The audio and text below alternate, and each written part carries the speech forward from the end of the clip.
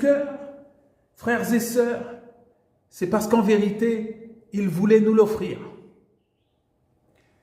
Quels sont ces sentiments qui animent notre Seigneur? Quelle est cette puissance qui agit au point de pardonner instantanément, frères et sœurs, tous ces bourreaux? Quelle force conduit Jésus à prier d'abord pour les autres avant de prier pour lui-même, alors qu'il est agonisant? Ne veux-tu pas, mon ami, cette puissance? Tu ne la veux pas? Ne recherches-tu pas cette puissance, mon frère, ma sœur?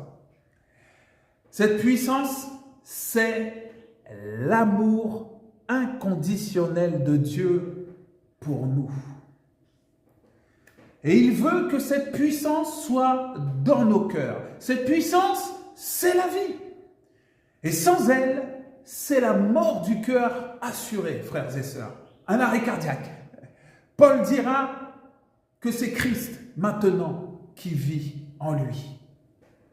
Vous savez, les amis, Jésus est rempli de sentiments. Il est amour et paix. Et il veut que ces sentiments deviennent les nôtres.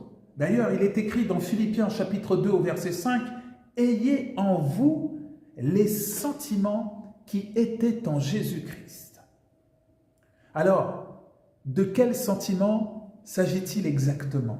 Nous pouvons lire dans Philippiens chapitre 4 verset 8, « Au reste, frères, que tout ce qui est vrai, tout ce qui est honorable, tout ce qui est juste, tout ce qui est pur, tout ce qui est aimable, tout ce qui mérite l'approbation, tout ce qui est vertueux et digne de louange soit l'objet de vos pensées. » Alors ces sentiments-là, la vérité, l'honneur, la justice, la pureté, l'amabilité, tous sentiments qui ont reçu l'approbation de Dieu, la vertu, tous sentiments dignes de louange au Seigneur doivent remplir nos pensées, doivent coloniser et régir, littéralement, contrôler, inspirer nos pensées.